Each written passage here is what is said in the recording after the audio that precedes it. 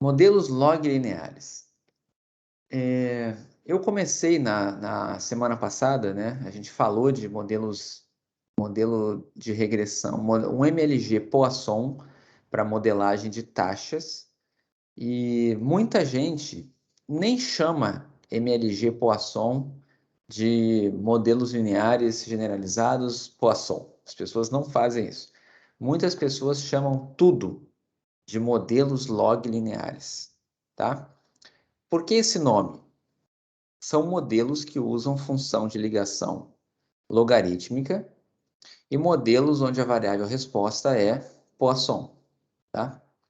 Só que, a rigor, é um pouquinho diferente você considerar um modelo linear generalizado Poisson tradicional e você considerar um modelo log linear. Eu vou explicar por quê, tá? Vamos lá. Primeiro, esse tipo de modelo, tá? Ele é usado, modelos log lineares, né? É usado para avaliar a relação existente entre duas ou mais variáveis categóricas.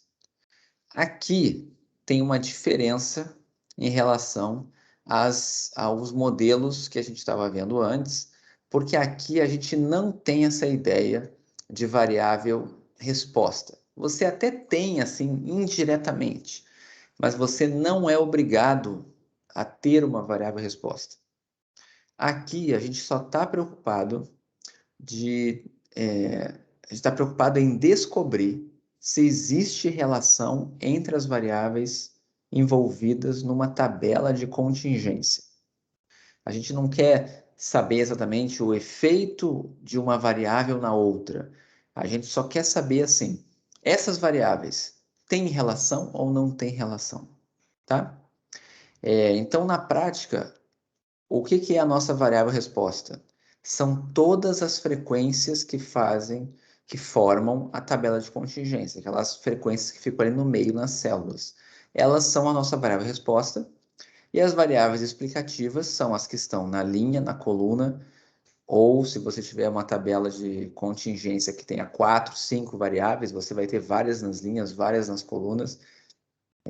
Todas elas vão ser variáveis explicativas, tá? E a gente meio que vai tentar descobrir se elas afetam de forma individual ou em conjunto, ou seja, se elas são dependentes ou independentes. É basicamente isso. Então, tem uma característica que define os modelos log lineares, que diferencia um pouco dos modelos dos MLG Poissons tradicionais, é que a gente vai considerar que os totais são fixos. Então, vamos lá. Vou pegar um exemplo aqui exemplos que a gente tem na própria Dobson, tá? Esse aqui são dados de câncer e o tipo de câncer, tipo de tumor e a localização desse câncer no corpo, tá? Então aqui, ó, a associação entre o tipo de melanoma e o local de sua ocorrência no corpo. Então você tem aqui os tipos, né? Tem essas sardas aqui de Hutchinson, né? Tem um melanoma superficial, esse nodular e indeterminado. São 4 tipos, tá, de tumor, e a gente tem a localização deles no corpo. Então, tem cabeça e pescoço, tronco, extremidades. Desculpa, são 3 localizações, né? Aqui é só o total. Aqui tem um total da coluna. Então, são 3 localizações, 4 tipos de câncer, tá? Que acontece? Antes, você olhando para uma tabela dessa daqui, você poderia pensar assim: será que existe efeito da localização do câncer em relação ao tipo do tumor? Ou será que o tipo afeta a localização? Tá? É muito difícil você me dizer aqui quem é a variável resposta e quem é a variável explicativa. Vocês concordam que essas duas variáveis aqui parecem variáveis resposta, porque a gente meio que não controla, a gente não sabe. Você pega um indivíduo, como é que eu faria um experimento aqui? Eu vou pegar um indivíduo que tem câncer. Como é que eu vou saber eu não tenho como intervir, né? Lembra aquela ideia de um experimento que o pesquisador intervém, né? Por exemplo, vou ver o efeito de fumar na ocorrência de câncer de pulmão. Você pode ver, né? Pessoas que fumam e pessoas que não fumam e ver o efeito disso lá na ocorrência do câncer. Agora aqui, como é que eu poderia controlar isso? Né? O pesquisador não tem como fazer esse tipo de controle, porque o tipo do tumor que a pessoa vai ter é uma coisa totalmente aleatória, e aonde ele vai acontecer no corpo também é uma coisa totalmente aleatória. Você não controla isso na sua vida, certo? Então, esse tipo de exemplo aqui, a única coisa que está controlada é o tamanho da amostra. Você tem 400 pessoas que foram estudadas e você tem essas ocorrências aqui dentro de, desses cânceres, tá? E a pergunta aqui é a seguinte: será que existe associação entre o tipo do tumor e o local que ele ocorre no corpo? Só isso, eu só quero saber se essas coisas são independentes ou não, ok? Todo mundo entendeu a ideia aqui? Não sei se vocês perceberam que tem uma diferença muito grande do modelo multinomial. Tô vendo que as variáveis são categóricas, mas não é bem um modelo multinomial porque não tem essa variável explicativa e variável resposta. Parece que tudo é aleatório. A única coisa aqui que para mim é variável resposta são essas contagens. Agora, não sei quem é a variável explicativa e quem é a variável resposta. Entenderam isso? A diferença? Então vamos lá. Quando você tiver uma situação como essa daqui, não tem muito sentido utilizar modelos multinomiais que a gente viu antes. Ele vai funcionar? Vai. Na hora de rodar, vai funcionar? Vai. Mas a forma de analisar não é apropriada. Você tem que analisar de uma outra forma, tá? Então é como se fosse assim: as coisas que a gente vai aprender agora aqui em modelos log lineares vão servir para modelo multinomial, tá? Elas vão servir. Mas as coisas que você aprendeu lá no modelo multinomial, não vão servir para cá, tá? O daqui serve para lá, o de lá não serve para cá. Então, aqui, será que tem alguma relação? Olhando assim é difícil saber, né? O que vocês acham? Parece ter alguma relação? Eu vou passar para o próximo slide. E aqui tem os percentuais em relação às linhas e em relação às colunas, né? Então, por exemplo, né, a primeira linha aqui, a gente tem a distribuição de cada tipo de câncer, né? Não, desculpa, a distribuição da localização desses tumores aqui, dado o tipo, ok? Então, por exemplo, dado que essas sardas aqui de Hutchinson, né? Dado que é esse tipo aqui, aonde que ocorre mais, né? Elas parecem ocorrer mais na cabeça e no pescoço, né? Depois nas extremidades e menos no tronco, tá? Por exemplo, esse daqui que é indeterminado, né? É 50% nas extremidades, 30% no tronco e quase 20% na cabeça e pescoço. Aqui você analisa as diferenças entre as localizações, né? A localização desse tumor para cada tipo de câncer. Se fosse totalmente independente, né? Você esperaria aproximadamente um terço aqui, um terço aqui, um terço aqui, né? Seria tudo um terço. Não é. A gente está vendo que não é. Por outro lado, aqui tem uma outra distribuição em relação às colunas, né? Então, aqui é a distribuição do tipo de câncer, dado o local no corpo. Então, dado que é na cabeça e no pescoço, tá? Qual é o mais comum? O mais comum são essa sarda aqui de Hutchinson, tá? Dado que é no tronco, qual é o mais comum aqui? É esse melanoma superficial aqui, tá? 50%. A mesma coisa aqui, dado que é nas extremidades, também foi 50%, também foi o mais comum, tá?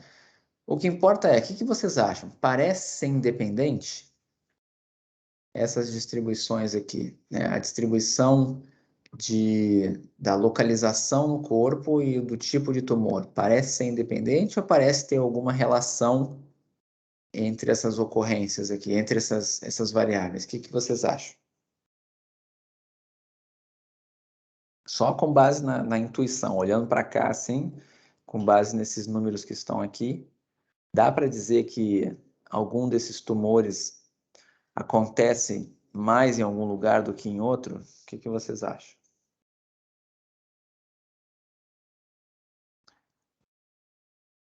Esse modelo leva em consideração que a mesma pessoa poderia ter dois cânceres? Pelo que está aqui, eu acho que não, tá, Ana Clara? Pelo que está aqui, cada pessoa foi classificada, são 400 indivíduos, né? Então, como tem essas contagens aqui, eu entendo que não são. Agora eu estou na dúvida. Teria que ver lá no original, tá? A princípio, a gente está assumindo que são 400 pessoas e não 400 ocorrências de câncer, né? Podendo ter uma mesma pessoa duas vezes aqui. Mas, enfim, não vai fazer muita diferença aqui para gente isso, tá? Ou você analisa que são 400 situações, né? Então, são 400 tipos de câncer. Poderia ter uma pessoa com dois tipos, aí estaria contada duas vezes. Ou você considera que são pessoas que só podem ter uma categoria aí dentro. Então, são 400 pessoas e não 400 cânceres, né? Mas, para fins de análise aqui da gente, a gente pode assumir que são 400 pessoas, tá? Parece ter alguma relação, né, Rodrigo? Concordo com você. Parece ter alguma relação. E a gente vai tentar descobrir isso. Com o que vocês aprenderam até hoje, vocês lembram o que dá para fazer com isso aqui? Você aprendeu a fazer esse tipo de análise aqui na primeira disciplina do curso de graduação. Vocês lembram o que usava para descobrir se tem associação entre essas duas variáveis? O que você usava para descobrir isso? Com o que você aprendeu lá em Introdução à Estatística? Alguém lembra o que dava para fazer? Depois vocês viram de novo isso em outras disciplinas, mas é uma técnica bem, assim, muito utilizada e utilizada por pessoas que sabem bem pouco de estatística. Pearson, vamos lá. Pearson está muito genérico, né? Correlação de Pearson? Não. O quê?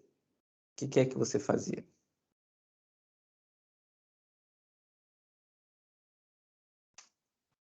Tem a ver com Pearson, mas seria o que exatamente?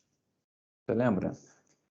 Lá em Introdução à Estatística, quando aparecia uma tabela de contingência, você fazia aquelas distribuições condicionais, mas você aprendia um negócio lá, uma maneira de analisar essas variáveis aí. Alguém lembra? Se tinha relação entre essas variáveis, o que você fazia?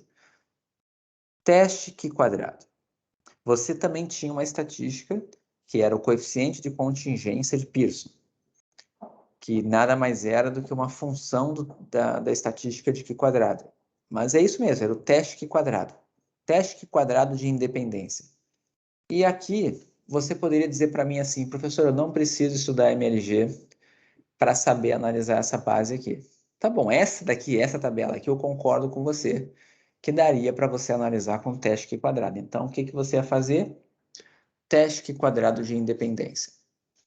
Você tem duas variáveis categóricas, uma com J categorias, a outra com K categorias, nesse caso aqui seria, né? Uma delas tem 4 categorias, a outra tem 3 categorias. Então, quantos graus de liberdade você tinha aqui? Era J-1 vezes K-1, tá? Então, nesse caso aqui, seria 3 vezes 2. Você tem 6 graus de liberdade. Você fazia aquela famosa estatística, observado menos esperado ao quadrado sobre o esperado. Encontra o valor dessa estatística e compara no Q quadrado com 6 graus de liberdade. Se esse valor for extremo, você rejeita a hipótese nula de que essas duas variáveis são independentes. É basicamente isso. A gente vai aprender a fazer a mesma coisa aqui, só que no modelo usando MLG. Vocês vão usar GLM no R para isso, tá? Então, o que eu acabei de falar é o que está aqui, né? Valores extremos dessa estatística x2, que é a estatística aqui quadrado, fornecem evidências para rejeição da hipótese nula de independência entre as variáveis analisadas. Aqui, ó, tem como ficaria a tabela de contingência com os valores observados aqui e os valores esperados entre parênteses, tá? Então, o que são esses valores esperados aqui? Vamos até lembrar, é bom vocês lembrarem disso. Quando você tem uma tabela de contingência e quer obter os valores esperados, você quer o E e J. Eu quero o valor esperado da célula IJ, né? Da linha I, coluna J. Isso vai ser o total da linha I, tá? Vezes o total da coluna J, tá? Na verdade, vamos escrever de outra forma aqui. Vamos botar assim primeiro. Total linha I vezes total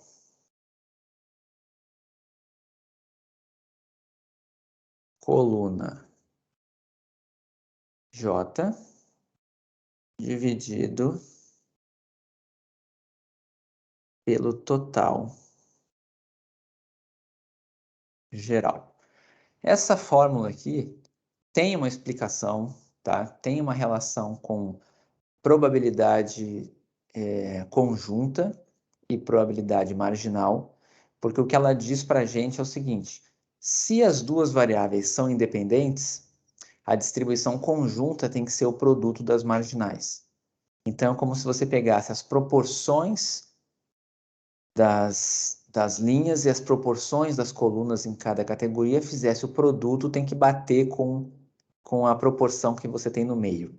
Esse EIJ aqui está associado a isso, tem como demonstrar, não vou focar nisso aqui agora, mas essa formulazinha aqui, aplicada, você chega aqui. Então, da onde vem esse 5,78? Esse 5,78 é total da linha I, 34. Total da coluna J, 68. Então, é 34 vezes 68 dividido por 400. Vai dar 5,78. Tá? Da onde vem o 901? 34 vezes 106 dividido por 400. Vai dar 901. Se você fizer a soma dos que estão entre parênteses, eles vão bater com os totais de linha e com os totais de coluna. Consequentemente, vão bater com um total de 400. E aí você vai fazer a estatística aqui quadrado, que é 22 menos 5,78 ao quadrado dividido por 5,78 mais, depois, 2 menos 9,01 ao quadrado dividido por 9,01 mais. E faz isso para todas essas células que estão aqui dentro, você vai obter a estatística x2, que a gente chama, né, estatística aqui quadrado, e aí você vai comparar o valor dela com uma aqui quadrado com 6 graus de liberdade, tá? Que é o número de linhas menos 1 vezes o número de colunas menos 1, tá? Cuidado que o total não faz parte disso, né? Então, a tabela aqui é só essa parte de dentro, né? Deixa eu ver se tem o número aqui. Tá aqui, ó. O número foi 65, tá? 65, eu não preciso nem pegar o R para saber que é um valor extremo numa Q quadrado com 6 graus de liberdade. Uma Q quadrado com 6 graus de liberdade tem média 6 e variância 12. O número 65 está muito longe, tá? Do centro dessa distribuição, está muito na cauda. Então, aqui você pode utilizar 5%, 1%, você vai rejeitar a hipótese nula. Qual é a hipótese nula? A hipótese nula é de independência entre o tipo de tumor e a localização dele no corpo. Então, você vai dizer assim: temos evidência de associação entre o tipo de tumor e o seu local de ocorrência no corpo. Essa é a análise que vocês já aprenderam lá em Introdução à Estatística e depois devem ter visto isso de novo provavelmente em inferência 2, tá? Ou a inferência 1 ou a inferência 2, mas um desses dois lugares, com certeza, vocês devem ter visto de novo o teste Q quadrado de independência. Que tem vários testes Q quadrado, né? Ok até aqui? Todo mundo entendeu o que foi feito? Estão vendo aqui quais são as maiores diferenças, né? Tem umas células aqui que estão muito distantes, né? Por exemplo, essa daqui, né? Essa de Hutchinson aqui, você tem, era para ter, se fosse independente a localização, dado que você teve 34 tipos de câncer desse tipo, né?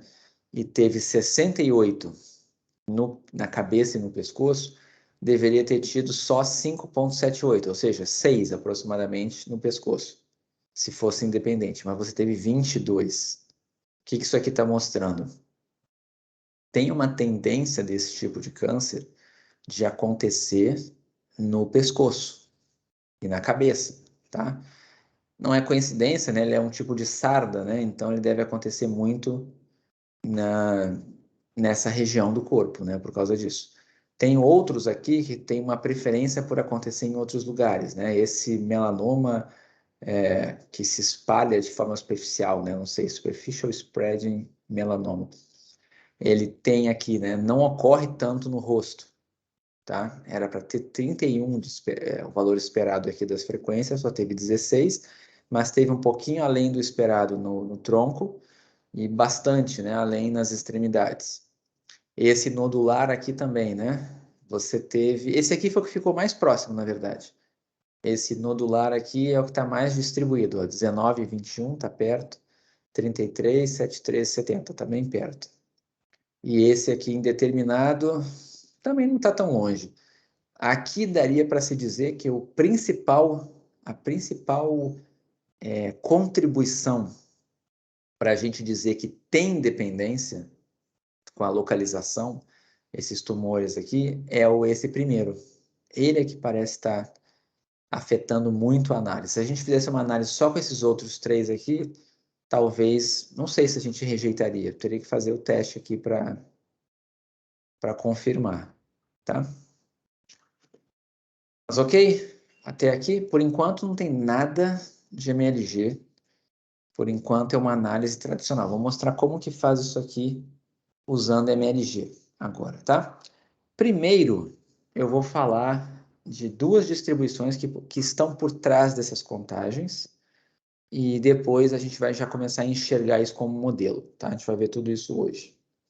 Então, primeiro, vamos assumir, naquele exemplo ali, que a gente tem YJK, é a frequência observada da JKésima célula. Então, é a célula da linha J, coluna K, né? De uma tabela de contingência com J linhas e K colunas. Nesse caso, J é 4 e K é 3.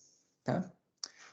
A gente tem uma restrição aqui pelo nosso desenho amostral. A gente sabe que o total do Y tem que dar 400. Okay? Essa é uma restrição que a gente tem pelo que está aqui nessa tabela. A gente tem esse total aqui, ó, é a única restrição que a gente teve, foi o tamanho da amostra que a gente coletou. Então, tá aqui, esse total geral, tá? Então, eu vou assumir que esse total é fixo. Se a gente assumir que todas aquelas contagens são variáveis aleatórias independentes, com distribuição Poisson, a gente vai poder dizer que a soma delas é uma Poisson, tá? Que vai ter como parâmetro a soma dos parâmetros individuais. Ou seja, deixa eu só voltar aqui, ó. Por exemplo, se eu assumir que esse 22 aqui, ó, é a realização de uma variável aleatória Poisson, tá?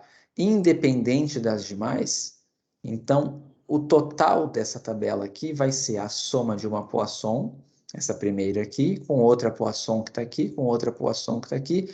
Todas essas Poissons têm médias diferentes, então vamos colocar aqui, são esses MiJKs que estão aqui. Então o N seria o total, tá? É uma Poisson. A gente já viu no modelo multinomial que a distribuição condicional das contagens, dado o n, é multinomial. Tá? Então, se você falar assim, qual é a distribuição da contagem em cada categoria, dado que o total tem que dar 400, é multinomial. Tá? Isso a gente já tinha visto na parte de multinomial. Então, se você escrever isso como multinomial, você teria essa função de probabilidade aqui, que é da multinomial, tá? Você teria, consequentemente, na multinomial, a esperança de cada contagem seria dada por n, que é o 400 que está lá, vezes esse θjk. O que é θjk? A interpretação nesse nosso modelo aqui seria a probabilidade de ocorrência da célula JK. Deixa eu só confirmar aqui se vocês estão entendendo o que eu estou falando. Deixa eu só botar aqui, né? Digamos que você tem assim, ó, y1 e y2 são variáveis aleatórias Poisson, sei lá, Mi1 e Poisson Mi2, tá? Então, o que eu estou dizendo? Somatório de y para ir indo de 1 até 2 tem distribuição, como elas são independentes, é uma Poisson Mi1 mais Mi2, se eu assumir dessa forma aqui. Só que se eu fizer dessa forma aqui, não tem limite. Quais os valores possíveis de y1? Qualquer número de 0 a mais infinito. Quais os valores possíveis de y2? Qualquer número de 0 a mais infinito. Então, quais são os valores possíveis dessa soma? Qualquer número de 0 a mais infinito. Agora, a questão é a seguinte. E se eu dissesse assim, qual é a distribuição de y1 e y2, a distribuição conjunta desses dois caras aqui, tá? Se eles são independentes, essa distribuição conjunta aqui, tá? Ela vai ter distribuição, eu vou escrever de uma forma aqui meio informal aqui, mas seria o produto de duas Poissons, tá? Produto de duas Poissons. O que significa isso na prática, então? Então, eu vou apagar isso que eu escrevi aqui, porque isso aqui foi informal. Então, se eu quisesse encontrar a distribuição de y1 e y2 conjuntamente, a função de probabilidade, eu poderia escrever assim. AF de y1 e y2 seria igual a f de y1 vezes a f de y2. Ok? O produto de duas Poissons. Mas agora vamos assumir que eu tenho uma restrição. Tem essa restrição aqui. Qual é a nossa restrição? N é igual, naquele exemplo lá, 400. Ou N é algum N qualquer. Tem uma restrição do N. O que vai acontecer? Os Y não podem mais ser qualquer coisa. É como se eu dissesse assim, Y1 mais Y2 tem que dar 400. Ok? Se você sabe que só tinha duas contagens, que a soma dá 400, vocês concordam que se você soubesse a contagem de Y1, Y2 não seria mais aleatório? Todo mundo concorda? Se o Y1 fosse 100, quem seria Y2? 300. Ou seja, os Ys agora aqui, eles não são mais independentes se eu considerar que o total é fixo. Então, se eu quisesse saber a distribuição de Y1, deixa eu voltar aqui, né? Y1, Y2, dado que o N é 400, isso daqui agora não seria mais o produto de duas poissons. Isso daqui seria uma multinomial, tá? De dimensão 2, ou seja, uma multinomial com n aqui, que seria o número de repetições que eu tenho, e aqui teria um θ1, probabilidade de sucesso da primeira categoria e probabilidade de sucesso da segunda categoria, onde θ1 mais θ2 é igual a 1.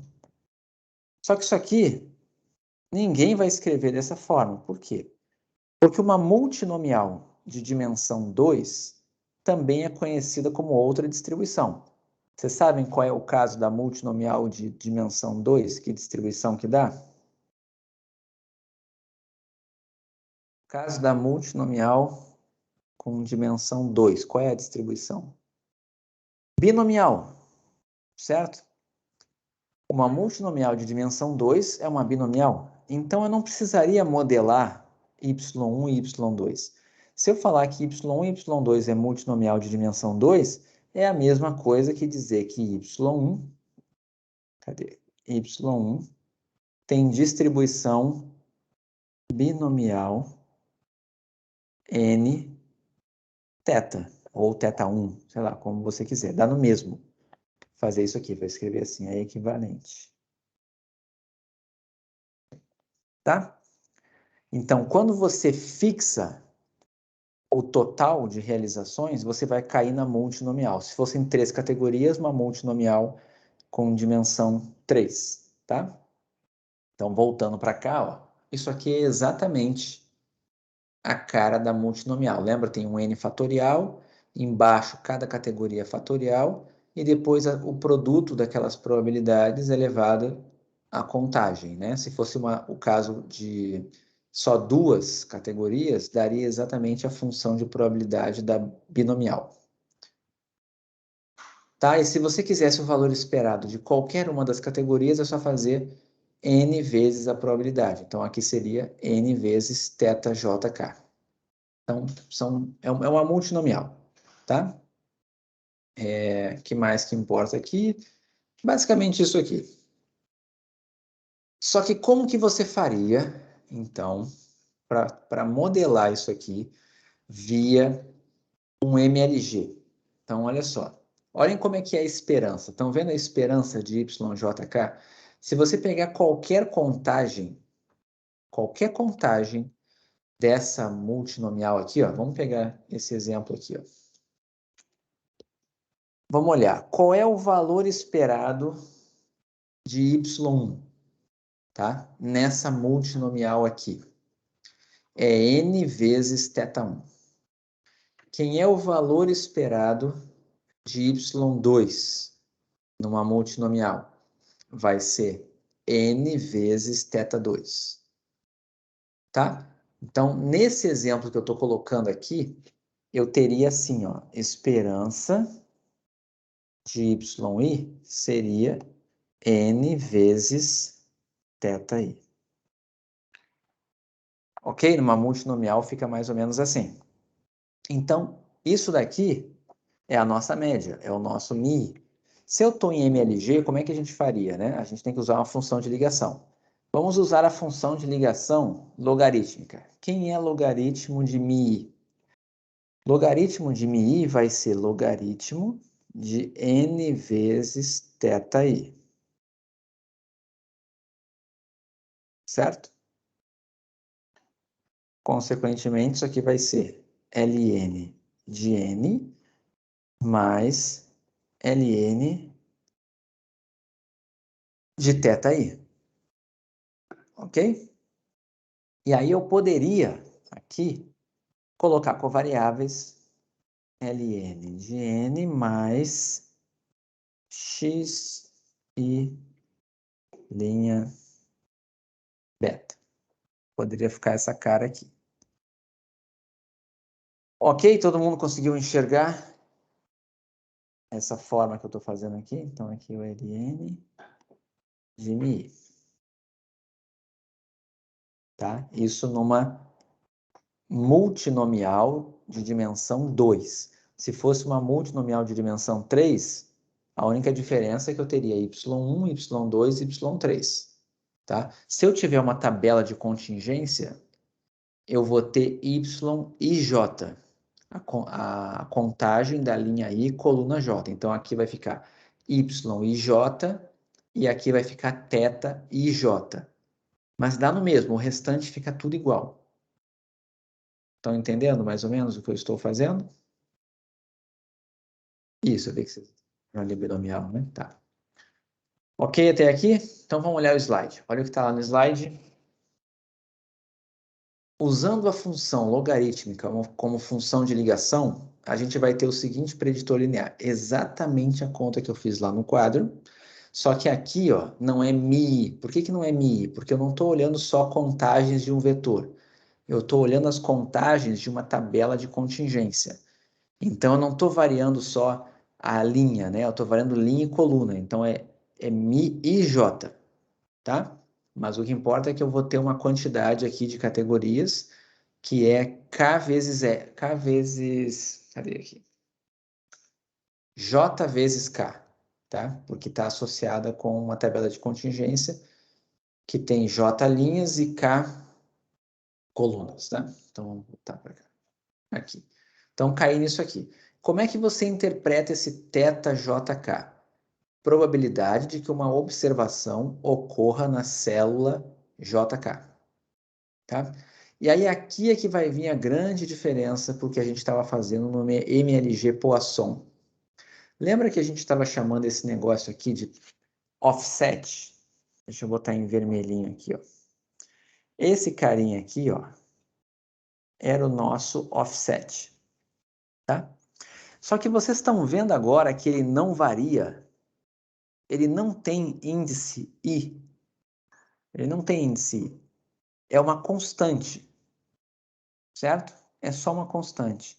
Então, por exemplo, se a gente fosse abrir esse modelo aqui, numa regressão linear, uma regressão simples, né, com uma covariável só, isso aqui ficaria assim, ó. Vou botar aqui embaixo. Se fosse uma covariável, vamos botar um exemplo de uma covariável, tá? Isso aqui ficaria ln de n mais beta 0 mais beta 1 xi. Concordam? Ficaria isso aqui. Sendo que isso aqui tudo... Cadê? Peraí. É uma constante. Vocês concordam comigo que essa soma é uma constante? Ela não está variando. Então, isso daqui é como se fosse um beta 0 qualquer, asterisco, mais beta 1 xi, onde o meu intercepto é a soma dessas duas coisas aqui. Conseguiram enxergar? Antes eu não tinha isso. No modelo Poisson tradicional, em MLG, o offset, a gente tinha ele variando para cada observação, que era o total de expostos. Em cada uma cada uma das minhas contagens, eu tinha expostos, número de expostos diferentes, tá? Então, o offset variava. Aqui ele não varia. Então, você não vai colocar ele lá no modelo. Então, vamos ver a consequência disso, né? Quando a gente fazia lá no R, a gente fazia assim, ó.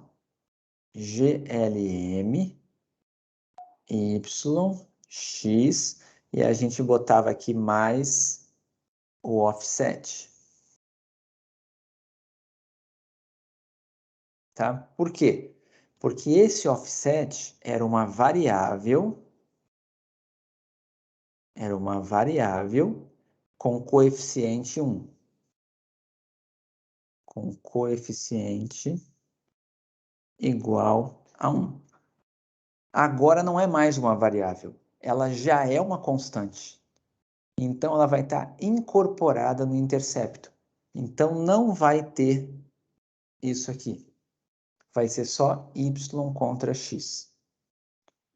Ok? E esse y aqui, como a gente não sabe quem é a variável resposta, né? Na prática, esse y aqui vão ser todas as frequências e esse x aqui, ele vai representar as duas variáveis. As duas variáveis, linha e coluna. Pode ter mais variáveis, tá? Dependendo da tabela de contingência. Naquele exemplo que eu botei ali, só tinha duas, né? Que era o tipo do tumor e o local que ele ocorre no corpo. São as duas, elas vão entrar direto no modelo. É o modelo minimal, já tem essas duas variáveis nele, tá? Quer dizer, não é bem o modelo minimal, mas é o modelo básico, já vai ter linha e coluna, tá? Essa vai ser a diferença. Então, tudo isso que a gente está falando está acontecendo porque esse valor aqui, esse ln de n, não varia. Ele é uma constante. Então, vamos voltar para cá. Essa observação está aqui no slide. Ó. Note que esse preditor linear é idêntico ao preditor linear do MLG-Poisson, exceto pelo fato de que ele é fixo. E aqui tem um outro exemplo. Mas eu vou fazer o seguinte. Eu vou pular o outro exemplo e vou mostrar para vocês como que você roda no R esse primeiro aqui. Esse aqui dos melanomas, tá? Então, deixa eu pular aqui o slide para frente, só para vocês verem ele rodando no R. Deixa eu botar aqui só para vocês enxergarem ele aqui, ó. Olha só como é que você poderia fazer uma análise com esses dados ali de tumor. Você vai colocar as frequências observadas. Então, as frequências daquela tabela são 12, 16, 19, 11, exatamente como elas estão na tabela, tá? E você vai criar duas variáveis aqui, tá? Estou pegando exatamente as mesmas letras que estão no livro, tá? Então, tem o tipo do tumor e o local dele no corpo, esse site aqui. Então, o tipo do tumor tem esse HMF, que é o de Hutchinson, tá? Tem esse daqui, que é aquele superficial, melanoma superficial, tem o nodular e o independente, tá? Então, eles estão repetidos aqui porque cada uma dessas contagens está associada a um tipo de tumor. E o local, né? Esse aqui é cabeça e pescoço, esse aqui é tronco, esse aqui são extremidades e acabou, né? Eram 3 localizações. Então, estão aqui, frequência, tumor e localização. Aqui você tem 3 modelos que você poderia testar. Um modelo minimal, tá? Então, como é que você faria um modelo minimal aqui? É o que só tem intercepto. Você vai fazer um GLM com as frequências como sendo a variável resposta, tá? Notem que quando a gente fazia um MLG multinomial, não era assim. A gente colocava como variável resposta uma das variáveis categóricas. Aqui eu estou colocando as frequências. Elas são a minha variável resposta. E aqui esse 1 é porque não tem nenhuma covariável, família Poisson. Um modelo aditivo, que está colocando o efeito da localização e do tipo de tumor. Ou seja, será que a localização e o tipo de tumor explicam essas frequências? E, por fim, um modelo que tem interação. Esse modelo aqui de baixo, que tem esse asterisco, ele está colocando tanto o site, tanto a localização, quanto o tumor, quanto a interação entre site, entre o local e o tipo do tumor, tá? Então, é assim que roda. Eu não vou analisar ainda a saída, porque eu vou mostrar qual é a ideia da análise, tá? Mas isso aqui são 3 modelos que a gente poderia usar. Tem o minimal, um modelo aditivo, e esse aqui que tem interação, que vai ser o nosso modelo saturado, tá? É o modelo mais complexo que você poderia colocar com essas observações aqui, e vou explicar por quê. Vou voltar agora, tá? Isso aqui é só para mostrar para vocês como é que roda. Não tem offset, tá? Não tem offset aqui nessa análise, tá bom? Deixa eu voltar agora. Estávamos, exemplo 1, estávamos aqui, né? Slide 11. Ok até aqui? Todo mundo está conseguindo acompanhar? Então, por enquanto, a única novidade é que o N é fixo, tá? O N é fixo e vai rodar um MLG onde a variável resposta são as contagens. Agora vamos pegar um outro exemplo.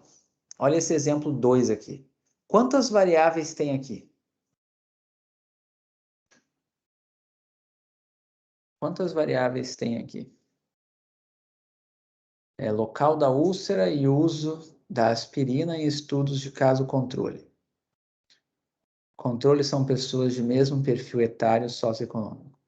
Quantas variáveis a gente tem nessa tabela de contingência aqui?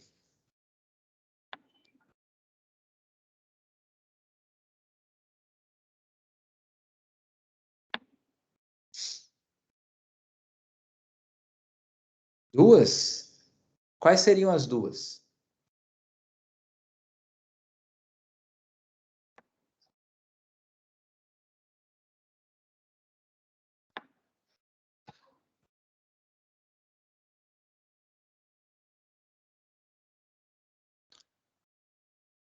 Tem gente que acha que é três. Vamos ver aqui, né? Primeiro, na coluna. Qual é a variável que está na coluna? Uso de aspirina. Usa aspirina, não usa aspirina. Certo? Então, tem uma variável na coluna. Na linha, a gente tem o local da úlcera. Então, tem úlcera gástrica, né? E úlcera no duodeno, né? Duodenal. Dois tipos de úlcera, mas tem outra informação aqui. É um estudo de caso e controle. Você tem uma outra variável que está na linha, que são os casos e o controle, ok? Então, foi feito esse estudo para comparar caso e controle. Eu não tenho os detalhes aqui de como que isso foi feito, mas o que importa é que são dois perfis aqui de pessoas, tá? Eles têm o mesmo perfil etário socioeconômico, mas você tem uma comparação aqui, tá? Usando aspirina num grupo de controle que tem essa úlcera gástrica e no que foi observado esses casos. Eu não sei a diferença do caso e do controle exatamente, mas o que importa é que eu tenho duas variáveis na linha. Eu tenho os caso-controles aqui, quem é caso e quem é controle, quem está num grupo e quem está no outro, e tem o tipo da úlcera, tá? Tem duas variáveis na linha e uma na coluna. Tem três variáveis aqui. As três variáveis são categóricas, cada uma delas com duas categorias, tá? E eu tenho as contagens, são só 8 contagens. Eu tenho 8 observações e 3 variáveis aqui, tá? Agora me digam, tem alguma dessas variáveis aqui que pode ser controlada pelo pesquisador?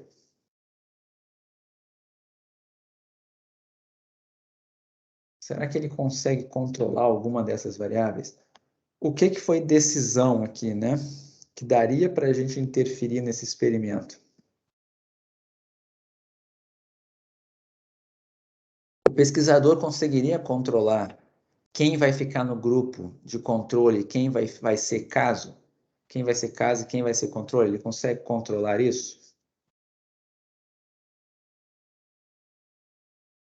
Deixa eu ver. Usa aspirina no local da úlcera? Calma, vamos ver. Quem vai ser caso e controle é o pesquisador que define. Então, esses 64 e esses 68 que estão aqui, esses 61 e esses 57, foram números definidos pelo pesquisador. Deixa eu voltar para o anterior aqui, ó, tá? Vamos lá. Esse daqui. A única coisa definida pelo pesquisador aqui foi o 400. Quantas pessoas ele ia analisar? Aonde o câncer acontece e o tipo do tumor, ele não tem controle. Ele só controlou quantas pessoas ele ia investigar. Nesse exemplo aqui, um pesquisador conseguiria controlar quantas pessoas ele quer analisar dentro do grupo controle e quantas pessoas ele quer analisar dentro do grupo de casos. Essa divisão ele consegue fazer. ele interfere nisso. O uso de aspirina também dá para você fazer um controle. Você consegue definir. Eu conseguiria fazer uma pessoa tomar ou não tomar aspirina.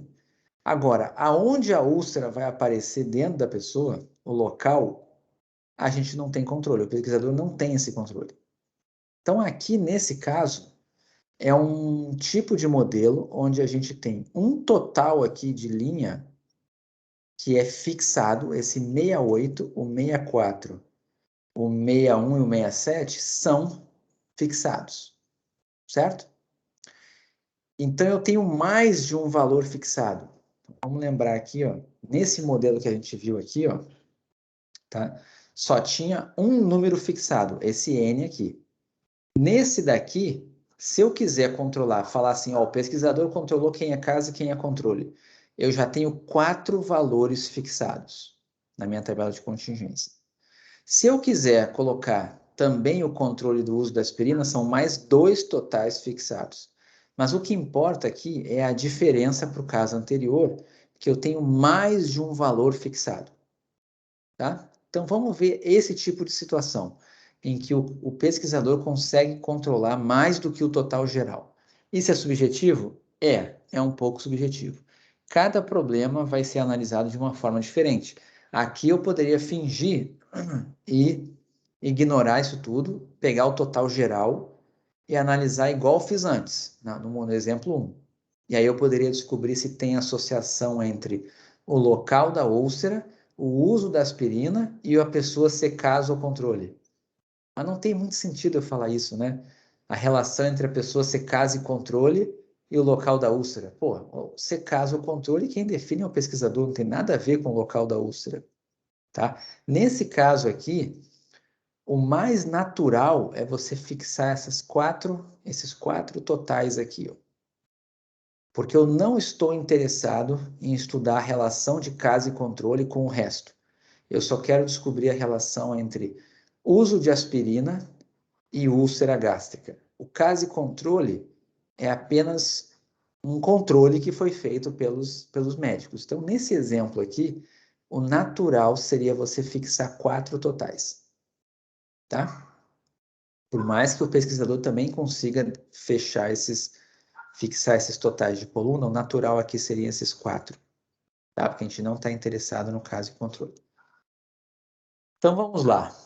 Aí agora vem uma anotação um pouquinho mais chata, e no final da história a gente vai cair no mesmo lugar, tá? Eu só quero mostrar da onde vem. Esse é um segundo caso. O anterior era uma multinomial simples.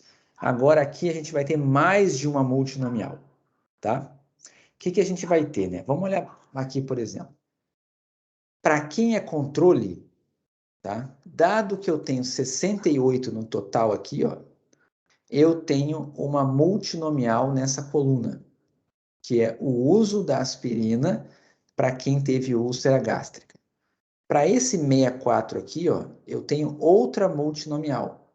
Uma multinomial que tem 2 categorias, uso da aspirina e não uso da aspirina, tá? Para quem teve úlcera gástrica. É como se eu tivesse 4 multinomiais aqui, tá? 4 multinomiais, porque eu estou com 4 totais fixados. Para cada total fixado, uma multinomial diferente, tá? Então, vamos olhar lá.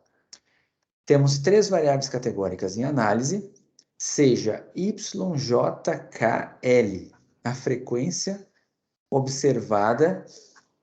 Aí aqui faltou um negócio, deixa eu ver. Não, é da JKL ésima categoria, né? Tem um Lzinho aqui que está faltando. Onde J vai de 1 a J maiúsculo, K vai de 1 a K maiúsculo, e o L vai de 1 a L maiúsculo, tá? Seja J igual a 1 ou 2, caso e controle, tá? Então, ele está dizendo para mim que J igual a 1 vai ser o controle e J igual a 2 vai ser o caso. K igual a 1 vai ser úlcera gástrica e o K igual a 2 vai ser a úlcera no duodeno. E o L igual a 1 vai ser não usa aspirina e L igual a 2 vai ser usa aspirina, tá? Só para a gente codificar aqui a variável. E aqui a gente vai assumir que os totais marginais são fixos. Não é mais o total geral. E quais são esses totais marginais? Os totais marginais YJK ponto. Vocês já viram essa notação aqui? YJK ponto. Já viram uma anotação com ponto assim ou não? Só me digam aí no chat se vocês já viram essa anotação. Não? Então, deixa eu explicar rapidamente aqui. Vamos lá, fazer um exemplinho aqui. Vamos imaginar que eu tenho aqui assim, ó, y1, y2, x1, x2. Então, na verdade, não é isso. É tudo y. Deixa eu pôr. Peraí. Vamos botar assim. O meu y tem a categoria 1 e 2 aqui. 1 e 2 aqui. Aqui eu tenho y11, y12, y21, y22. E aqui estão os totais.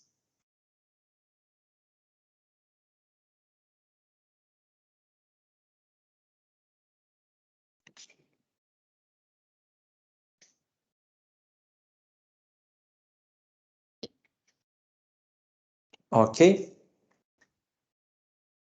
Então, o que acontece aqui? A gente vai ter o total da primeira linha. Esse total aqui, ó, tá? A gente pode definir ele como sendo y1 ponto. Total da linha 1.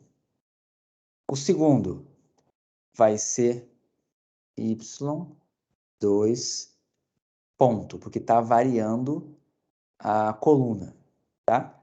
A mesma coisa ali embaixo. Quem vai ser esse total aqui? É o total da primeira coluna. Então, é y.1. Quem é a segunda ali? y.2. E quem é o total geral?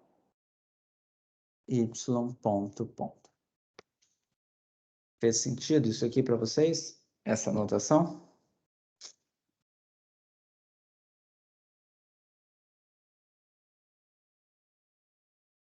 Conseguiram entender?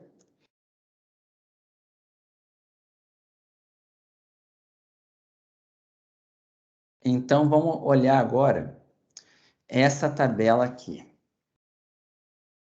Se eu quiser fixar esses totais aqui, ó, 68, 64, 61 e 57, tá?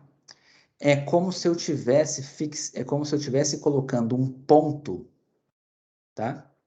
Em quem? No uso da aspirina. Vocês concordam? Quem é esse 68 aqui? É o Y, onde o controle deixa eu só ver aqui qual é a anotação que a gente usou, né? Tá aqui, ó. O controle é 1, né? E o gástrica é 1 também. Então, esse 68 aqui é o Y11. Quem é esse 64 aqui? É o Y caso úlcera. Então, caso é o 2 e gástrica, né? Gástrica é o 1. Então, esse 64 aqui, ó, é o Y21 ponto. Y21 ponto. Quem é esse 61 aqui, né? Vai ser controle do odeno. Então, ele vai ser 1, 2, e o uso ou não aspirina é ponto. Então, ele vai ser o Y12 ponto. E esse 57 vai ser o Y22 ponto. Entenderam? mais ou menos. É uma notação que é muito usada em livros de estatística. Quando vocês chegarem no 7º período, que é planejamento de experimentos, a disciplina que vocês veem semestre que vem, vocês vão usar muito essa notação de ponto. Então, tá aqui, ó. YJK ponto é caso controle, gástrica ou duodeno, e usar ou não aspirina é o ponto. Então, isso aqui são os totais das linhas. Conseguiram enxergar mais ou menos com a anotação que eu estava usando lá? Né? Para cada combinação de controle ocaso e gástrica e duodeno, colocando o pontinho aqui, vão dar esses 4 totais aqui. Ok? E, por fim, tá? A gente tem YJK ponto, é a mesma coisa que o NJK. O número de elementos que eu tenho para a variável, né, da controle caso e do local da úlcera, né, gástrica ou duodeno, e quem é Y ponto ponto é o total geral. Mas o que importa é que nesse exemplo aqui eu tenho 4 totais marginais. Então eu tenho como se fosse 4 multinomiais. Então aqui, ó, se você assumir que as contagens são todas independentes Poisson, então a gente vai ter que a conjunta dessas contagens, dados os totais marginais, vão ser o produto de J vezes K multinomiais. Então, era o que eu tinha dito aqui, ó. Essas duas contagens aqui são uma multinomial, essas duas contagens são outra multinomial, essas duas contagens são outra multinomial, e essa daqui são outra multinomial. São 4 multinomiais. Por que são 4 multinomiais? Porque são 2 categorias de úlcera e 2 categorias aqui de controle e caso. Então, 2 vezes 2, 4. Eu tenho 4 multinomiais. Então, olhem o que está aqui, ó. J vezes K multinomiais. E essa distribuição é conhecida como distribuição produto multinomial. É só porque eu tenho produto de JK multinomiais. E antes era só uma multinomial. E aí aqui tem a distribuição conjunta deles. É igualzinho à anterior. A única diferença é que agora eu vou ter multinomiais com um total um pouquinho diferente. Tá? Então, o que eu estou dizendo aqui? Essa primeira, né? Olhem essa primeira linha. É uma multinomial com N 68 e tem 2 categorias. Tá? Então, se eu quisesse saber o valor esperado em relação a uma célula qualquer da primeira linha, seria o total da linha vezes as probabilidades das categorias ali dentro. Tá? Então, o que mudou para o anterior é que antes aqui era N. Aqui era N. E agora não, agora são 4 totais diferentes. Como se eu tivesse 4 equações. Então, vai ficar assim, ó, o nosso modelo. Quando você aplicar o logaritmo da média, vai ficar o logaritmo daquele negócio ali, que vai ficar logaritmo desses totais, mais logaritmo do θ. Esse logaritmo do θ é o meu preditor linear. E essa parte aqui, ó, é como se fosse meu offset, né? Só que agora ele vai variar. Mas ele não vai variar por observação. Ele vai variar por total. Quantos totais eu fixei? Fixei 4 totais? São 4 números. Fixei 2 totais? São 2 números. E assim por diante. Então, qual é a parte chata de modelos log lineares? É você definir quem é a variável que você está fixando. Qual é o total que você está fixando? Estou fixando só o total geral ou eu estou fixando também totais marginais? É isso que vai fazer a diferença na hora de você interpretar. Mas é uma coisa bem subjetiva, porque para rodar dá quase no mesmo. Então, resumindo a história, modelos para contagens baseadas na distribuição Poisson com função de ligação logarítmica e que tem preditor linear do tipo logaritmo da média é igual a uma constante mais o preditor linear, vão ser chamados de modelos log lineares. Sempre que essa constante aqui, o offset, né, não variar por observação, tá? Você vai chamar de modelos log lineares. Então, modelos log lineares englobam 3 tipos de modelos.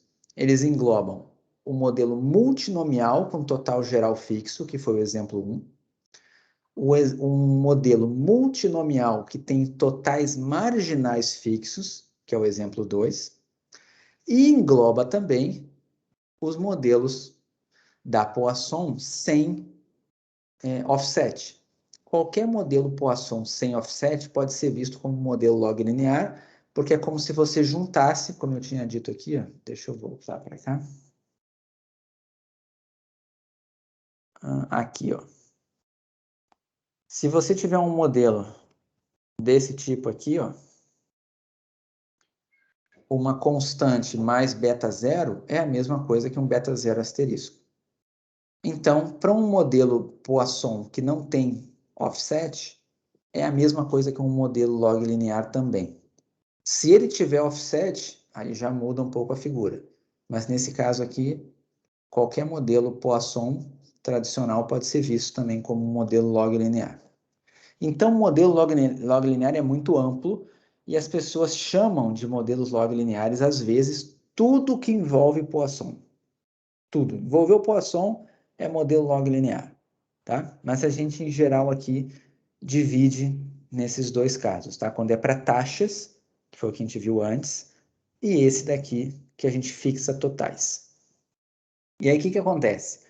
Como que funciona a comparação entre as categorias dessas variáveis? Como é que eu faço para saber se existe associação entre a variável que está na linha e a variável que está na coluna?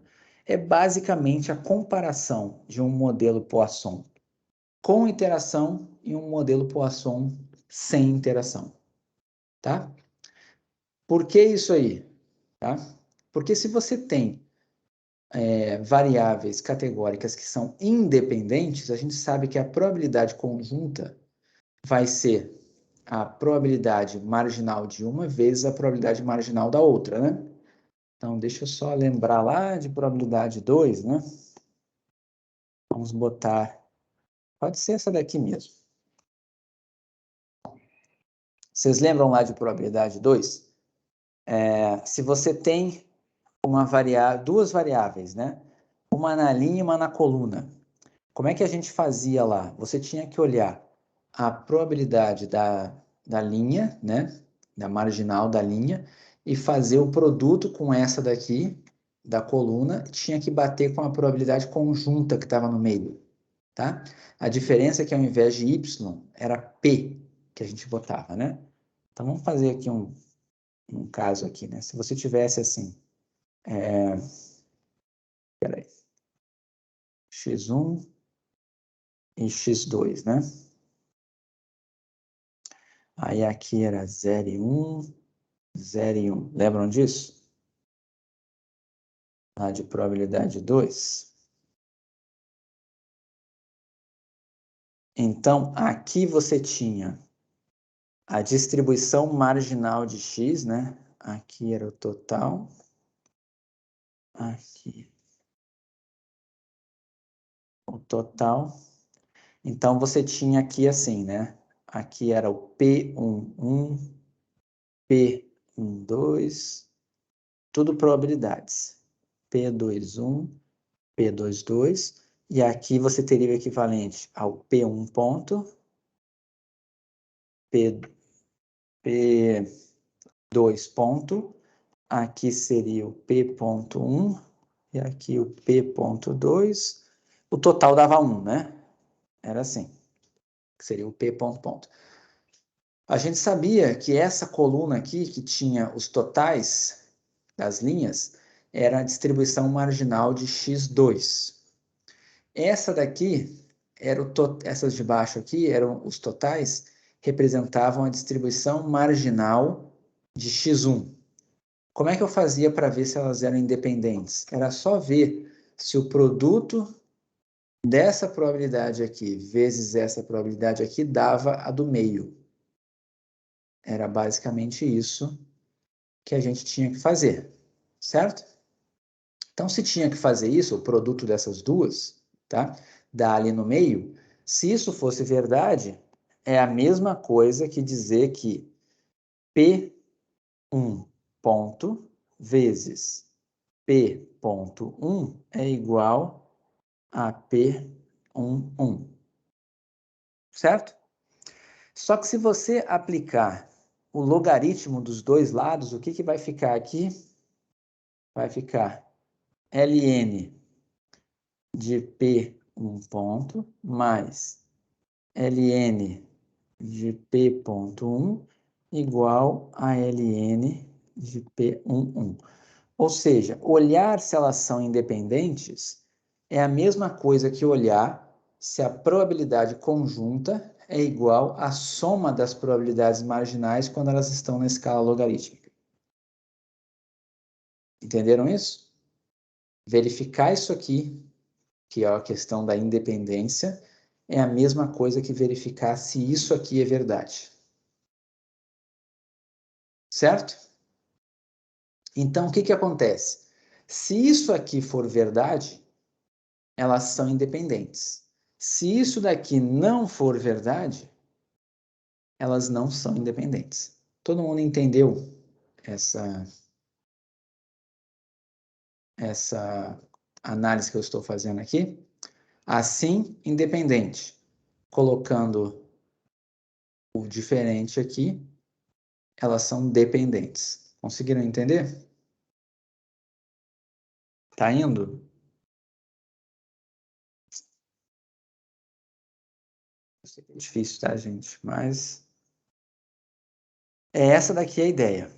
Então, assim, ó, se você tiver essa igualdade, é a mesma coisa que dizer que a gente tem um modelo aditivo.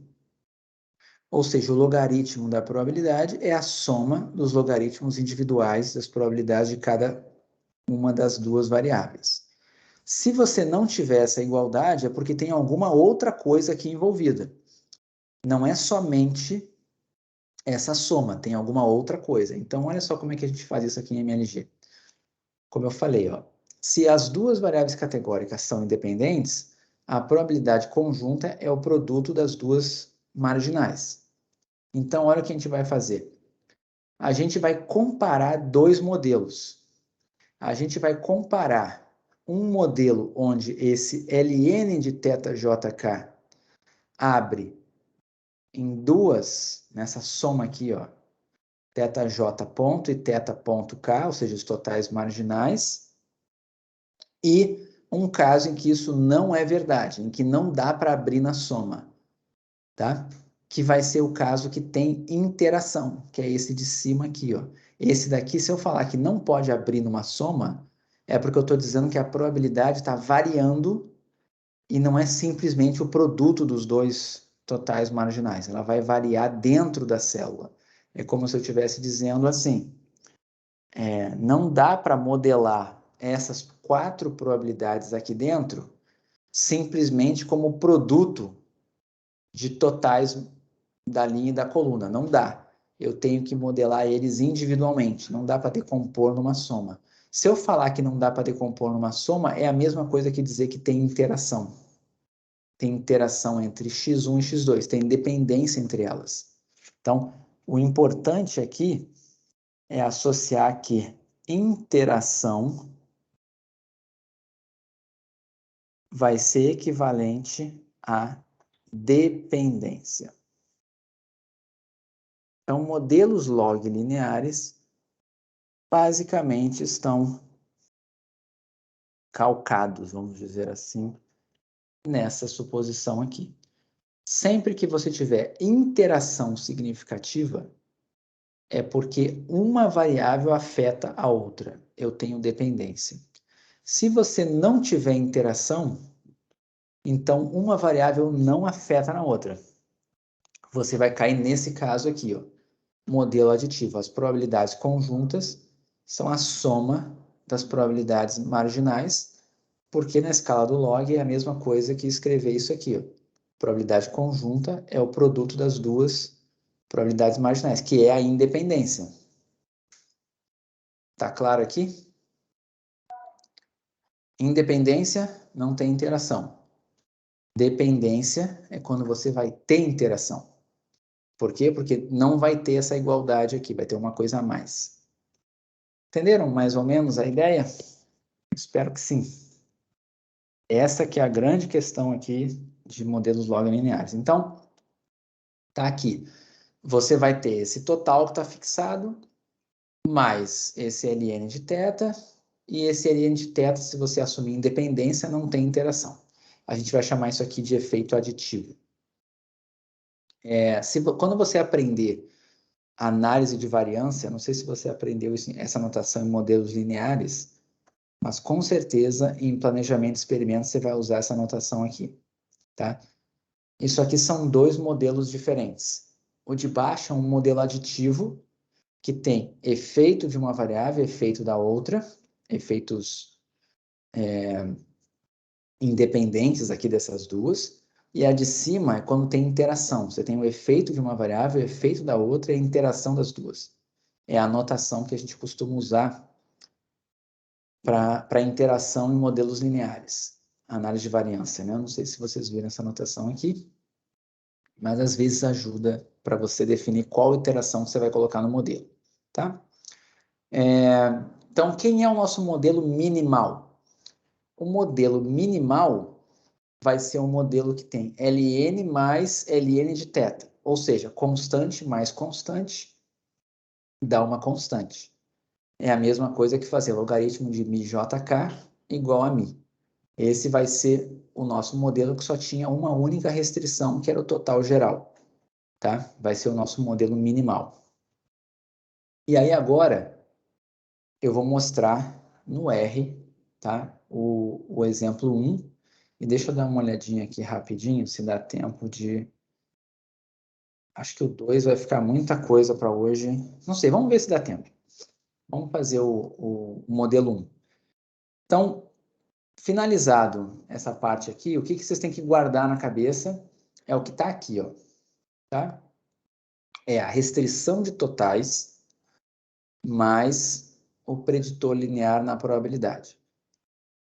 Um com interação e o outro sem interação. Sem interação, independência. Com interação, dependência. É isso que a gente vai analisar. Então, primeiro exemplo, aquele do tumor, né? A gente tinha os 4 tipos de tumores e os 3 locais no corpo. Olhem como é que eu escrevi aqui, ó. Minimal, as frequências como função apenas de um coeficiente. Eu estou fazendo exatamente esse modelo aqui, ó. Um modelo que tem só a restrição de total, não tem variável explicativa no GLM lá, simplesmente uma constante θ, então uma constante mais constante, simplesmente você bota 1 aqui. O modelo aditivo. O que é um modelo aditivo? Você dizer que para entender as frequências que estão na tabela de contingência, basta entender as frequências, né, das duas variáveis de forma independente. Então é só colocar a soma delas. E o modelo saturado vai ser o modelo que a gente tem a interação entre elas. E vamos rodar esses dois aqui e ver o que vai sair. Isso aqui é mais ou menos a saída do R, exceto que não está aparecendo a deviance do modelo minimal, mas isso aqui estão 3 modelos colocados aqui dentro. Modelo minimal. O que é um modelo minimal? Esse primeiro aqui, ó. Frequência 1, family Poisson. O que ele retorna para você? Só um coeficiente. 3,507. Só retornou isso aqui. Aqui dentro está acredito que sejam os erros padrões, tá? Isso, são os erros padrões aqui dentro. Então, foi o valor que a gente obteve. Aqui tem o log verossimilhança que a gente obteve, mas não tem a deviance, mas a deviance aqui é 200 e pouco, não importa muito aqui para a gente, tá? É um número grandão. O que importa é esse aqui, ó. Tá aqui o valor. Como que eu interpreto esse número? 3,507. Então, vamos escrever o modelo que a gente tem ali. Você está dizendo que ln do mi, ali é mi e j, é igual a ln de n mais ln de θ. Tá? Tudo isso daqui foi considerado como sendo um beta zero. São duas constantes. Tá? Basicamente, é isso aqui que está no modelo minimal. Então, ele está dizendo que daqui eu tenho que mi e j é igual a esp de beta zero. Ou seja, o que é o mi e j? Esse daqui é a frequência esperada da célula IJ.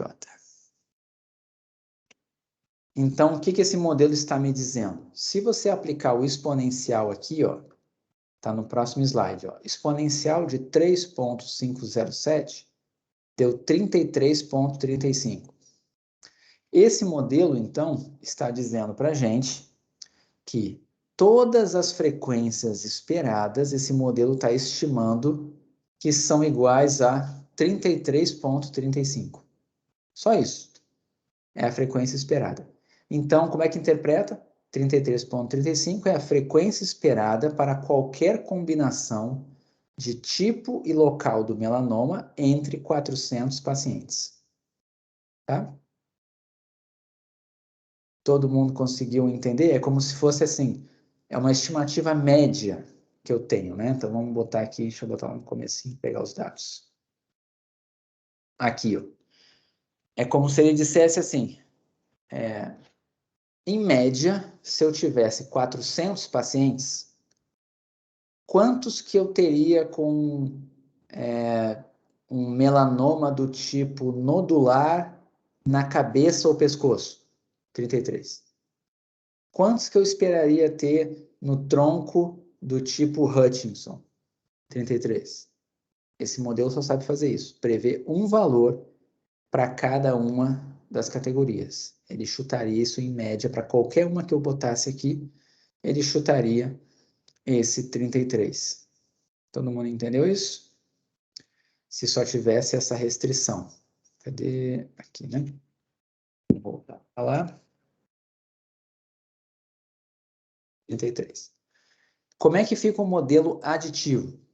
O modelo aditivo, olha só, era o que tinha site e tumor. Já tem duas variáveis. Então, o que ele tem aqui? Ó? Ele tem a constante, aí vem a variável do tipo. São 4 tipos. Olha lá embaixo o asterisco. Ele está dizendo que o tipo de câncer, ele utilizou esse de Hutchinson como a referência. Então, só tem aqui 3 tipos, ó, o melanoma superficial, o nodular e o indeterminado. Então, aqui os 3 tipos de câncer e estão aqui os 3 coeficientes. Tá? E depois, a localização, o site, né? A localização. Tinham 3 tipos. Ele está dizendo que cabeça e pescoço, tá? Esse head and neck aqui, né? É a referência.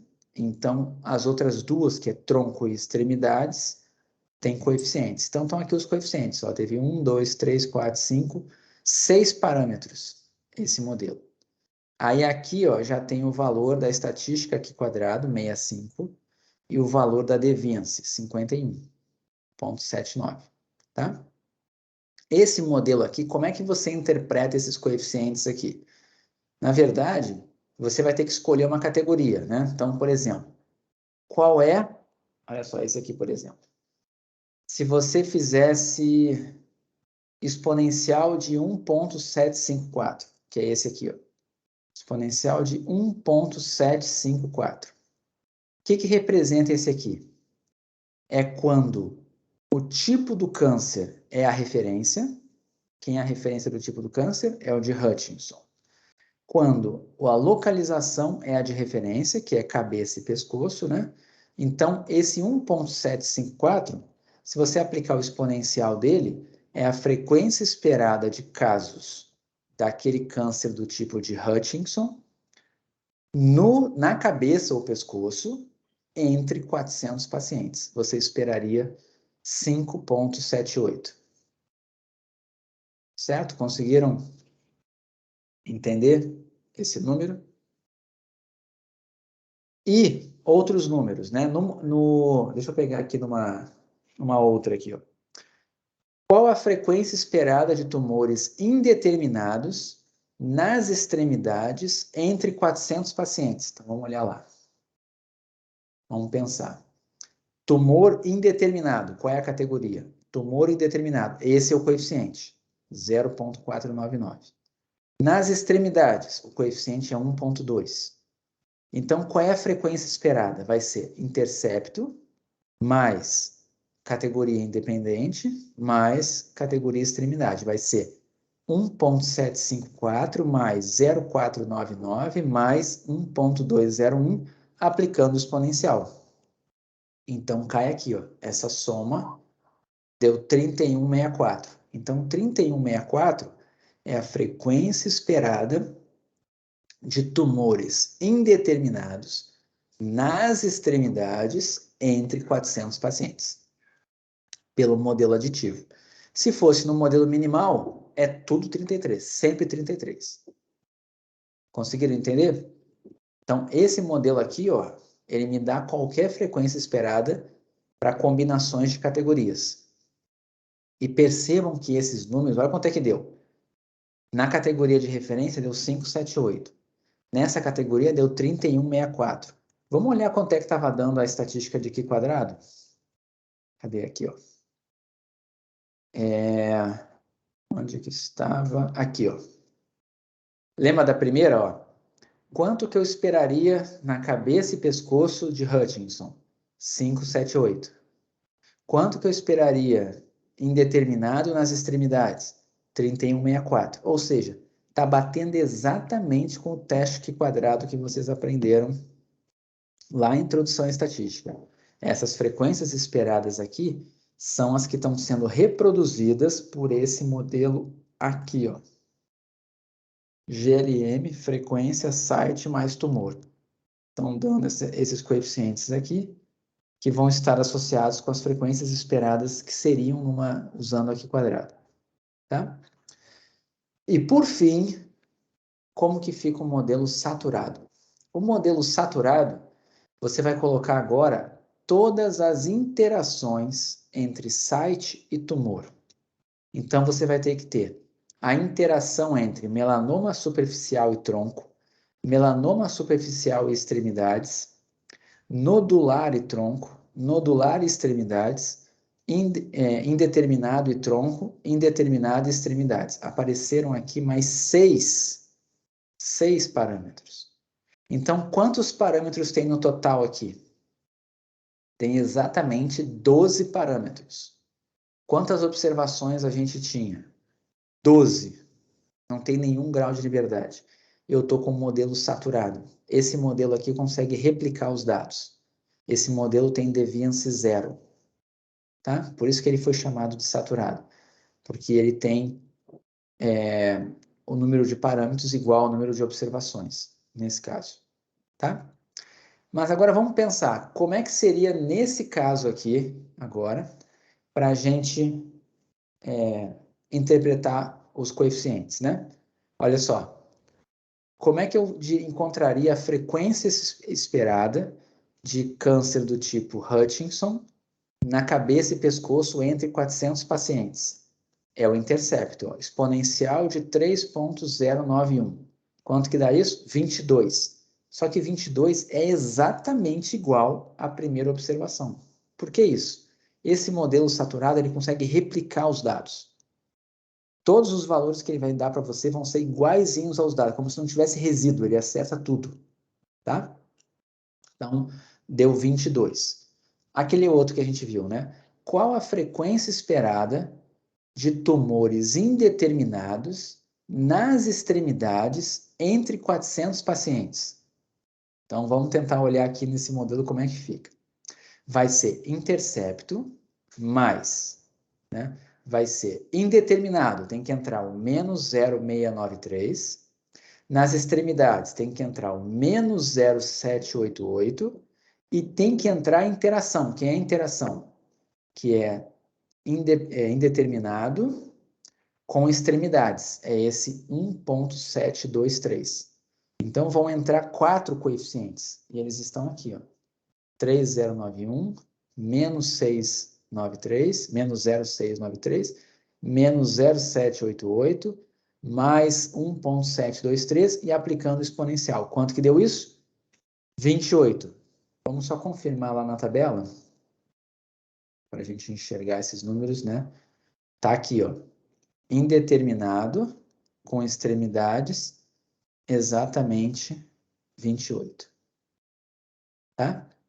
Então, ele consegue replicar a tabela toda, esse modelo.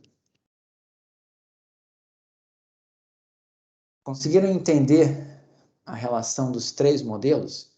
O minimal não serve para nada. O aditivo é um modelo assumindo que não tem associação entre o tipo do tumor e a extremidade. E o saturado aqui diz que tem associação entre o tipo do tumor e a localização, né? Não a extremidade, é a localização do tumor. Tá? Agora, qual é a conclusão que a gente chega? Qual desses modelos vocês acham que está melhor? Pelo que está aqui nessa tabela, olhando deviance, qual desses modelos está melhor? Alguém consegue me dizer? Eu falo não é nem o minimal, tá? Saturado e aditivo. Como é que eu faria para comparar esses 2 modelos aqui? Usando a deviance. O que eu teria que fazer com essa tabela para descobrir qual desses 2 modelos a gente escolheria? Me digam aí no chat. Vai ser a última coisa da aula. Eu vou deixar para analisar o outro exemplo na aula que vem. Vamos só concluir esse daqui, que eu acho que é importante. Qual desses 2 modelos está melhor? O saturado ou o aditivo? Pelo que vocês aprenderam em MLG olhando o deviance.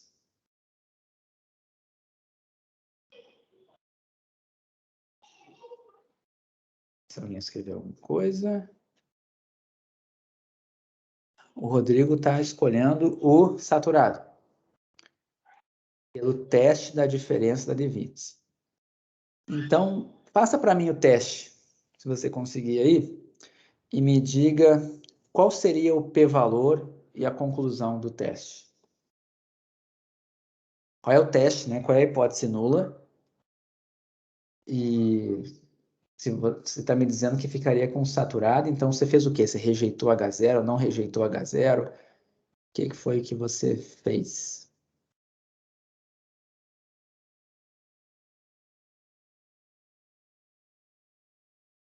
Tá, os demais podem também tentar fazer. Como que faz o teste da diferença da deviance aqui? Para comparar o saturado com o aditivo.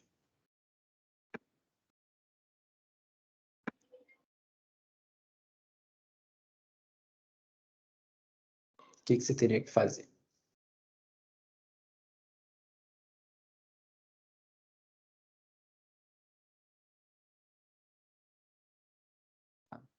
Tentem me responder isso. Você vai precisar só pensar quem é a hipótese nula, quanto que deu a diferença de deviances, onde você compara, qual distribuição que você compara, e a conclusão do teste.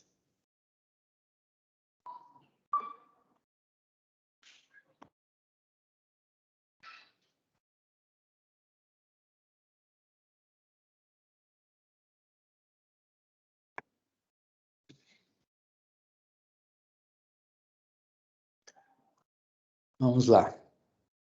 O modelo saturado aditivo tem ajustes semelhantes, tá bom. Boa ali a hipótese, Ana Clara. Isso.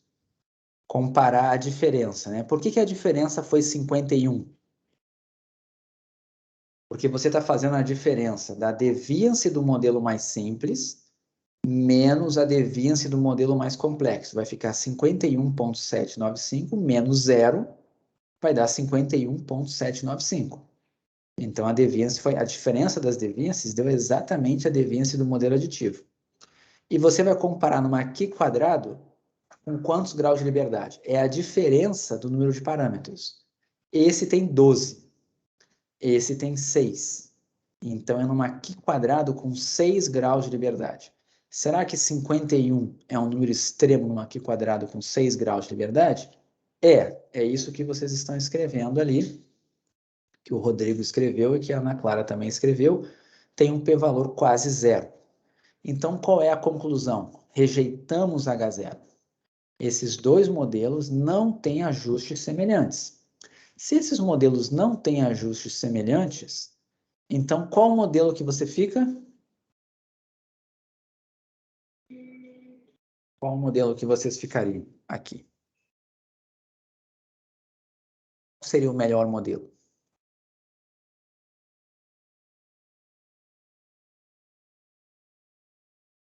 O mais complexo, o saturado. E qual é a diferença dos dois? Um tem interação, o outro não tem. O que significa interação? Vou pegar aqui de novo, para a gente focar na imagem. Aqui, ó.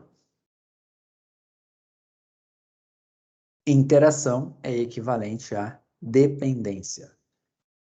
Então, a gente acabou de fazer um MLG, tá? Que basicamente compara um modelo onde tem associação entre essas variáveis e um modelo que não tem. E o modelo que tem associação deu melhor. Deu significativamente melhor do que esse daqui. Logo, a gente vai concluir que parece ter evidência, nós temos evidências, de que o tipo do melanoma tem associação com o local no corpo, mas não tem variável resposta e variável explicativa. Eu não estou dizendo que é o tipo do tumor que determina a localização, nem a localização que determina o tipo. Eu estou dizendo que essas duas variáveis, conjuntamente falando, uma tem relação com a outra, elas têm dependência. Mas eu não estou dizendo quem é causa e quem é consequência, eu só estou dizendo que elas têm associação. Conseguiram entender? A análise aqui fez sentido para vocês? Então, não tem aquela interpretação de razão de chance, nada daquilo. As interpretações dos coeficientes é só isso que eu falei para vocês. Dá para interpretar o intercepto e dá para fazer os valores esperados para cada categoria que você queira, segundo qualquer modelo ali, tá? Você consegue fazer. Mas fora isso, não tem muito mais o que fazer aqui nos modelos log lineares, tá? Então, quais são as conclusões aqui? Analisando a diferença das deviances, temos evidências de que o modelo saturado possui melhor ajuste do que o aditivo. Logo, temos evidências de associação entre o tipo de melanoma e o local de sua ocorrência no corpo, e a conclusão acabou sendo a mesma do teste Q quadrado, só que esse tipo de modelo aqui em MLG permite umas análises um pouquinho mais complexas do que as que você obteria lá com o teste Q quadrado tradicional. E a gente vai ver mais exemplos disso na próxima aula. A gente vai estudar o exemplo 2, né, que tem totais, que não é só o total geral que é fixado, tá? E aí a gente vai fazer uns exemplos aqui, mas o mais importante foi isso, entender o que tem que guardar na cabeça, é isso aqui, ó. Em modelos log lineares, você está modelando tabelas de contingência, fixando totais, e você só quer saber se tem dependência entre as variáveis categóricas do problema. Tá? Só isso que você quer saber. Como que roda isso no R? Você vai utilizar como variável resposta a frequência e não uma das variáveis explicativas, uma dessas duas aqui. Não é o tumor ser explicado pelo site. Você até poderia fazer a análise assim, só que é meio difícil de justificar depois, mas rodaria se você utilizasse o modelo multinom lá, usasse a função multinom que a gente usou para o modelo multinomial, daria para fazer. Coloca uma variável explicativa, uma variável qualitativa como resposta e uma qualitativa como explicativa, daria para fazer. Mas não é esse o objetivo aqui, tá? Nosso objetivo é modelar as frequências por um modelo aditivo e por um modelo que não é aditivo. Se o aditivo vencer, né? Se aqui essa diferença de deviance fosse pequena, tá? Você ia ficar com um modelo aditivo e você ia dizer que não tem evidências de associação entre local do melanoma e tipo de melanoma. Mas como você teve, a interação é significativa.